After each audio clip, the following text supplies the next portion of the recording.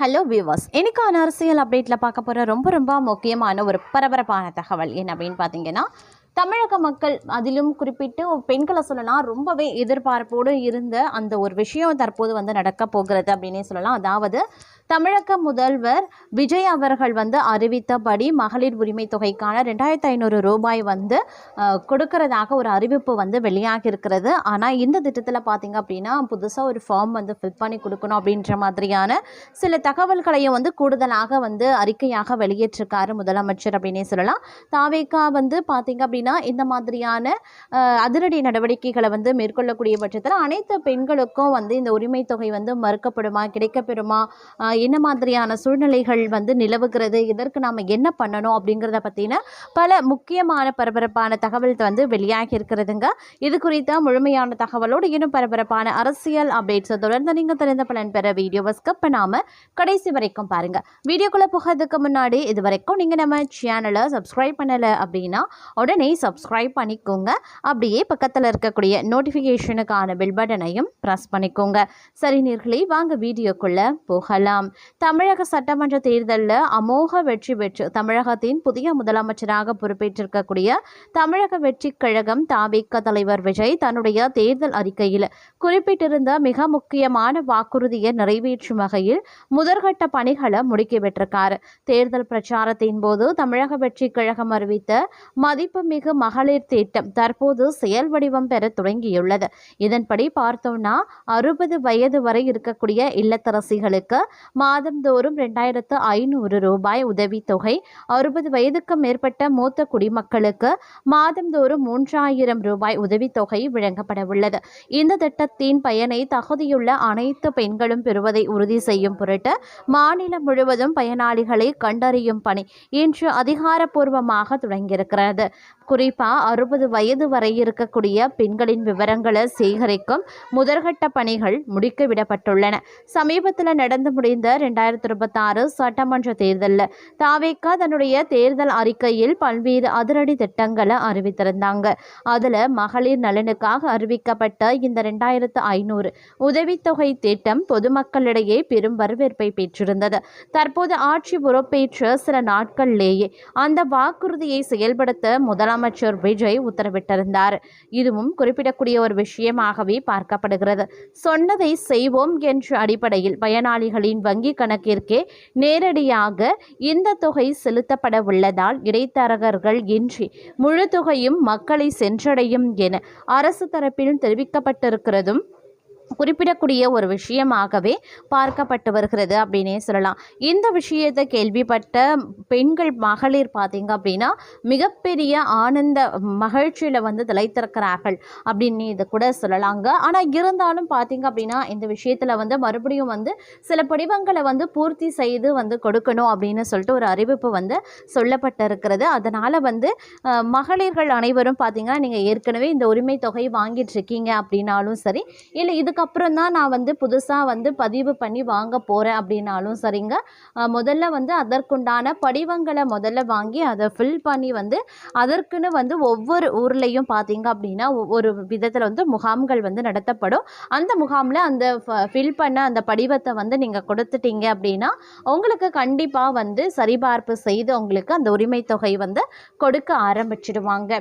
நீங்கள் ஏற்கனவே பழைய உரிமை தொகை வாங்கிட்டு இருக்கீங்க அப்படின்னாலும் சரிங்க, இல்லை புதுசாக வாங்க போகிறீங்க அப்படின்னாலும் சரிங்க, 2 பேருமே நீங்கள் படிவங்களை நீங்கள் வாங்கி அதை ஃபுல்லாக பூர்த்தி செய்து உரிய இடத்துல சமர்ப்பிக்கக்கூடிய பட்சத்தில் உங்களுக்கு கண்டிப்பாக இந்த உரிமை தொகை கிடைப்பதற்குண்டான வாய்ப்பு அதிகபட்சமாகவே இருக்கின்றது அப்படின்னே கூட சொல்லலாம்.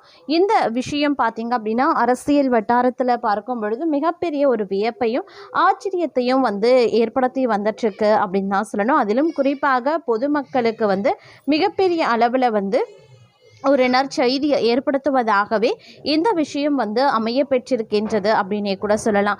அதிலும் கடந்த திமுக ஆட்சியின் போது கலைஞர் மகளிர் உரிமை தொகை, புதுமை பெண், தமிழ் புதல்வன், காலை உணவு திட்டம், விடியல் பயணம் உள்ளிட்ட முக்கிய மக்கள் நலத்திட்டங்களை திமுக தலைவரும் முன்னாள் முதல்வருமான மு.க. ஸ்டாலின் அமல்படுத்தினார்.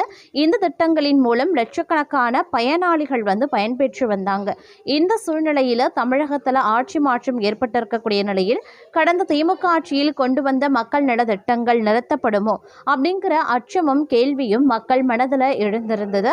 திமுக ஆட்சியில் கொண்டு வந்த மக்கள் நல திட்டங்களை நிறுத்தாம தொடர்ந்து நடைமுறைப்படுத்த வேண்டும் அப்படின்னு திமுக தரப்பில் தாவேக்கா அரசுக்கு தொடர்ந்து கோரிக்கையும் வைக்கப்பட்டிருந்தது. குறிப்பாக குடும்ப பெண்களுக்கு ஒவ்வொரு மாதமும் 15ஆம் தேதி வங்கி கணக்குகளில் ரூபாய் 1000 வழங்கப்படும். கலைஞர் மகளிர் உரிமை திட்டம் நிறுத்தப்படுமோ என்ற கேள்வி எழுந்தது. அதன்படி கலைஞர் மகளிர் உரிமை தொகை திட்டத்தின் கீழே 15ஆம் தேதி ரூபாய் 1000 கிடைக்குமா அப்படின்ற குடும்ப பெண்கள் எதிர்பார்த்து கொண்டிருக்கும் வேளையில் முதல்வர் ஜோசப் விஜய் தலைமையிலான தமிழக அரசு ஒரு முக்கிய அறிவிப்பு வெளியிட்டிருந்தது.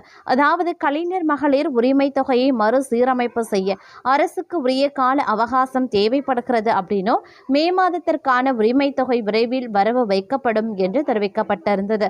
இதனால மகளிர் உரிமை தொகை வருமா வராதா என்ற கேள்வி பெண்களிடம் வெகுவாக எழுந்தது.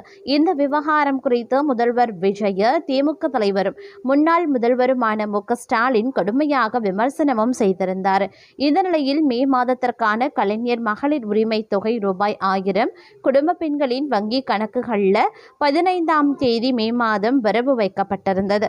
தாவேக்கா அரசு பொறுப்பேற்றிருக்கக்கூடிய நிலையில் கலைஞர் மகளிர் உரிமை தொகை ரூபாய் 1000 வரவு வைக்கப்பட்டிருப்பது அப்படிங்கிறது குறிப்பிடக்கூடிய ஒரு விஷயமாகவே பார்க்கப்பட்டு வருகிறது அப்படின்னே கூட சொல்லலாம். இது மக்கள் மத்தியில், அதிலும் குறிப்பாக பெண்கள் மத்தியில் மிகப்பெரிய அளவில் மகிழ்ச்சியை ஏற்படுத்தி இருக்கிறது அப்படின்னு சொல்லலாம். இருந்தாலும் பார்த்தீங்க அப்படின்னா சிறிது காலம் அவகாசம் கேட்டிருக்கிறதுனால இன்னும் 1-2 மாதங்களில் ஒவ்வொரு வங்கி கணக்கிலும் பெண்களுடைய வங்கி கணக்குகள்லையும் ரூபாய் 2500 செலுத்தப்படும் அப்படின்னு கூறப்பட்டிருக்கிறதுங்க. அதிலும் பார்த்தீங்கன்னா முதல்வர் ஜோசப் விஜயனுடைய பாதுகாப்பு மற்றும் அவருடைய கான்வாய் வாகனங்கள் குறித்த தகவல்கள் பெரும் ஆர்வத்தை மக்கள் மத்தியில் மற்றொரு புறம் ஏற்படுத்தி வந்துட்டுருக்கு அப்படின்னே கூட சொல்லலாம்.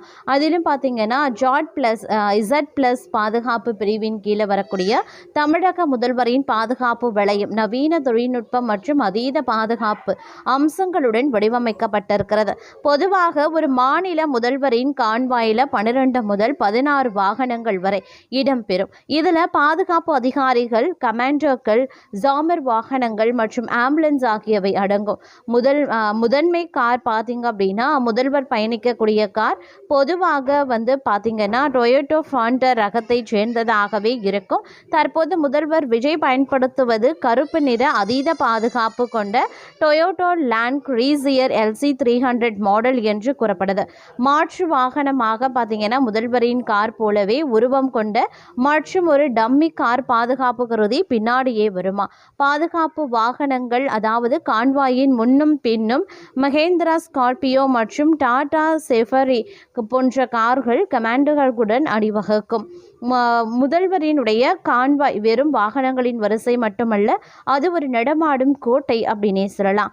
அதிலும் பார்த்தீங்கன்னா சிக்னல் ஜாமராக கான்வாயின் நடுவே ஒரு அதிநவீன ஜாமர் வாகனம் நுணுக்கமான ஆண்டோனிக்குகள் கொண்ட வாகனமாகவே இருக்க பெறுகின்றதுங்க. இது குறிப்பிட்ட சுற்றளவில் இருக்கக்கூடிய மொபைல் சிக்னல்கள், ரிமோட் மூலமாக இயக்கப்படும் வெடிகுண்டுகள் மற்றும் ரேடியோ அலைவரிசைகளை செயலிழக்க செய்யக்கூடிய வகையில் இருக்க பெறுகிறது.